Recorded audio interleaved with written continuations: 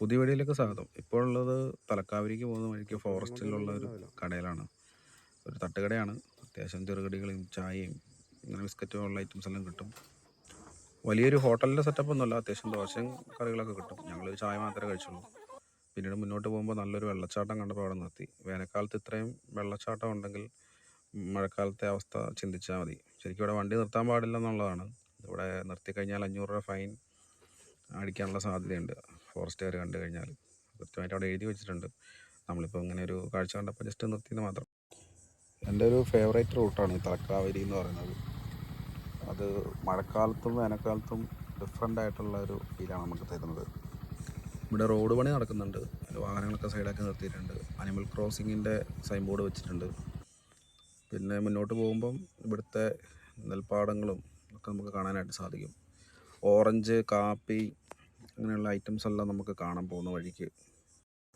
ഇവിടെ ഒരുപാട് കൃഷിഭൂമികളുണ്ട്. ഇങ്ങനെ കൃഷി ചെയ്യുന്നതും ചെയ്യാത്തതുമായിട്ട് ഇങ്ങനെ. ഞാൻ മുമ്പ് ഇങ്ങനെ തലക്കാവേരി ട്രിപ്പിനെ കുറിച്ച് വീഡിയോ ചെയ്തിട്ടുണ്ടായിരുന്നു. നമ്മൾ ഇടയ്ക്കിടയ്ക്ക് വൺ ഡേ ട്രിപ്പെല്ലാം പോകുന്നതാണ് തലക്കാവേരിക്ക്.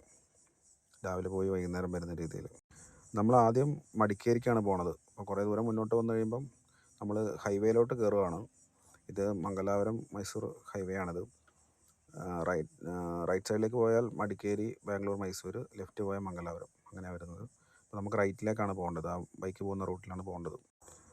നമ്മൾ മടിക്കേരിയിൽ ആദ്യം വന്നത് ഇവിടുത്തെ മ്യൂസിയം കാണാനാണ്. മ്യൂസിയം, കോട്ട ഒക്കെ കാണാൻ വേണ്ടിയിട്ടാണ്. അതിൻ്റെ വിഷ്വൽസാണ് ഇപ്പോൾ നിങ്ങൾ കണ്ടുകൊണ്ടിരിക്കുന്നത്. പുരാതന കാലത്തെ കുറേ ശില്പങ്ങളും കാര്യങ്ങളും കല്ലിലൊക്കെ കൊത്തിയിട്ടുണ്ടാക്കിയിരിക്കുന്ന വിഗ്രഹങ്ങളും ഒക്കെ ഇതിനകത്ത് കാണാനായിട്ട് സാധിക്കും.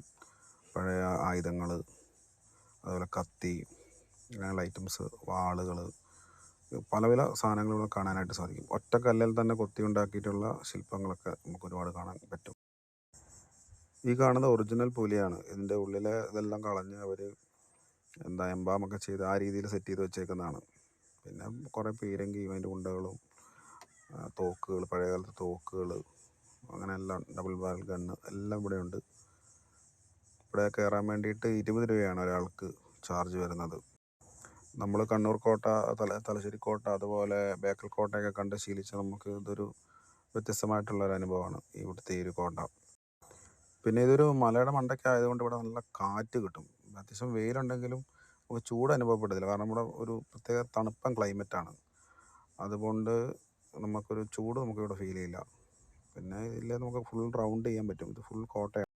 ഇതിന് ചുറ്റും ഇങ്ങനെ നടക്കുമ്പോൾ ഒരുപാട് കാഴ്ചകൾ കാണാനായിട്ട് സാധിക്കും. ഈ മടിക്കേരി ടൗണിൻ്റെ ഇരുഭാഗങ്ങളിലുള്ള കാഴ്ചകൾ ഇവിടെ കാണാനായിട്ട് സാധിക്കും. ഇപ്പോൾ ഉള്ളത് നമ്മൾ രാജാ സീറ്റിലാണ്. രാജാ സീറ്റ് എന്ന് പറഞ്ഞിട്ടുള്ള സ്പോട്ടിലേക്ക് വന്നിട്ടാണുള്ളത്. ഇവിടെ ഒരു പാർക്കിൻ്റെ സെറ്റപ്പാണ്.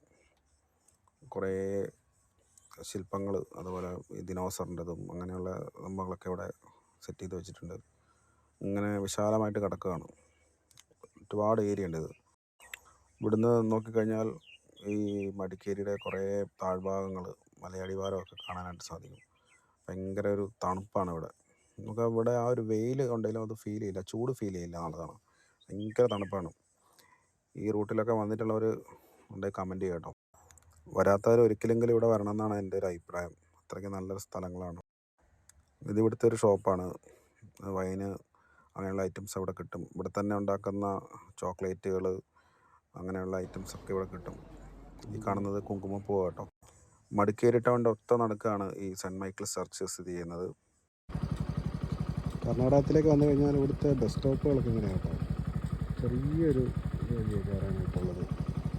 വളരെ വ്യത്യസ്തമായ രീതിയിലാണത് പണിതിട്ടുള്ളത്. എല്ലായിടത്തും അങ്ങനെ തന്നെ കേട്ടോ. കർണാടകയിലെ ഉൾപ്രദേശത്തേക്ക് വന്നു കഴിഞ്ഞാൽ ഈ രീതിയിലാണ് ബസ് സ്റ്റോപ്പുകൾ നിർമ്മിച്ച് വെച്ചിരിക്കുന്നത്. കർണാടകയിലെ ഉൾപ്രദേശത്തേക്ക് വരുമ്പോഴുള്ള വയലൊക്കെയാണ്. ഏകദേശം ഭാഗമണ്ഡല ഏരിയയാണ്. വലിയ മലനിരകളൊക്കെ കാണാനായിട്ട് സാധിക്കും. നമ്മുടെ ചെറുക്കനോട് സൈഡൊക്കെ നിർത്തിയിട്ടുണ്ട്. നല്ല മഴക്കാറുണ്ട്. ഒരു മഴ പെയ്യാനുള്ള സാധ്യത കാണുന്നുണ്ട്.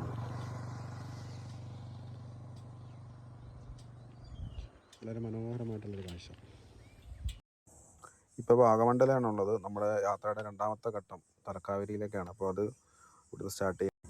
നമ്മൾ പാണത്തൂരിൽ നിന്ന് വരുമ്പം ഭാഗമണ്ഡലം വന്നിട്ടാണ് തലക്കാവേരിയിലേക്കും മടിക്കേരിയിലും ഒക്കെ ആയിട്ട് തിരിഞ്ഞു പോകുന്നത്. ഇപ്പം നിങ്ങൾ കണ്ടുകൊണ്ടിരിക്കുന്നത് ത്രിവേണി സംഗമമാണ്. 3 നദികൾ ചേരുന്ന സ്ഥലമാണ്. മാത്രമല്ല ഇത് ഇവിടെ ബലിയിടുന്ന സ്ഥലം കൂടെയാണ്. ഹിന്ദുക്കളുടെ ഭവനങ്ങളിൽ നിന്നൊക്കെ ഓരോരുത്തർ മരിച്ചു പോകുന്ന സമയത്ത് ഇവിടെ വന്നിട്ട് ബലിയിടുന്ന സ്ഥലമാണ്. അതിന് പ്രത്യേക ഒരു ടൈമും ഒക്കെ ഉണ്ടെന്ന് തോന്നുന്നു. അപ്പം ഇവിടെ തിരക്കൊന്നുമില്ല. പിന്നെ നമ്മൾ വന്നത് ഒരു സീസൺ ടൈമിലല്ല, അതുകൊണ്ട് തന്നെ വിജനമായി കിടക്കുന്നൊരു സ്ഥലമാണിപ്പം. വളരെ കുറച്ച് ടൂറിസ്റ്റുകൾ മാത്രമേ ഉള്ളൂ. ആ മുന്നിലായിട്ട് കാണുന്നതാണ് ശ്രീ ഭാഗണ്ഡേശ്വര ടെമ്പിൾ. വളരെ പഴക്കം ചെന്നൊരു അമ്പലമാണിത്. ചെറുക്കനവിടെ നിർത്തിയിട്ടാണ് ഈ വീഡിയോ ഒക്കെ എടുക്കുന്നത്. ഓഫ് റോഡ് പോകാൻ താല്പര്യമുള്ളവർക്ക് ഇവരെ കോൺടാക്റ്റ് ചെയ്യുന്നതാണ് കേട്ടോ. നമ്മൾ തലക്കാവേരിക്ക് പോകുന്ന വഴിക്ക്. അങ്ങനെ നമ്മൾ തലക്കാവേരിയിലേക്ക് എത്തിയിരിക്കുകയാണ്. ഇതാണ് തലക്കാവേരി അമ്പലത്തിൻ്റെ ഒരു എൻട്രൻസ് എന്നൊക്കെ വേണമെങ്കിൽ പറയാൻ പറ്റുന്നൊരു ഭാഗം. മടിക്കേരിയിൽ നിന്ന് ഭാഗമണ്ഡല പാണത്തൂരിലേക്കുള്ള ബസ് സർവീസാണ്. 2 ബസ് സർവീസാണുള്ളത്. ഒന്ന് KSRTCയും പിന്നെ ഈ ഒരു പ്രൈവറ്റ് ബസ്സും. അപ്പോൾ ഈ ചെറിയ വീഡിയോ ഇഷ്ടപ്പെട്ടാൽ ലൈക്ക് ചെയ്യുക.